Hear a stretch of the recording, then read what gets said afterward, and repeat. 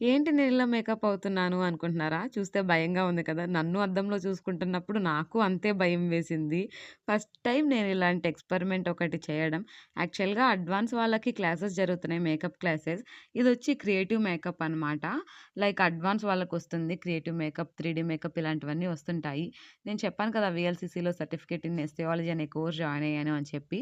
So, ఈ creative మేకప్‌కి నన్ను మోడల్‌గా తీసుకున్నారు. తీసుకొని మనకెలా అంటే స్టూడెంట్స్‌కి ప్రతిదీ క్లియర్‌గా ఎక్స్‌ప్లెయిన్ చేస్తారనమాట. ఒక మోడల్‌ని తీసుకొని వాళ్ళ పైన అంటే లైక్ మేకప్ అయినా, లేకపోతే స్కిన్ కేర్ అయినా, ఫేషియల్స్ అయినా, ఐబ్రో థ్రెడ్డింగ్ అయినా ప్రతీదీ థియరీతో పాటు క్లారిటీగా, నీట్‌గా చెప్తారు. లైక్ బేస్ ఏం వాడాలి అని. నేను చాలా సెర్చ్ చేశాననమాట వీఎల్‌సీసీ గురించి నేను జాయిన్ అయ్యే ముందు. నాకు చాలా మంచిగా నచ్చింది. అక్కడ నేను సోషల్ మీడియాలో ఫోటోస్ చూసాను. దాని గురించి డీటెయిల్‌గా ప్రతీదీ కనుక్కొని మరీ జాయిన్ అయ్యాను.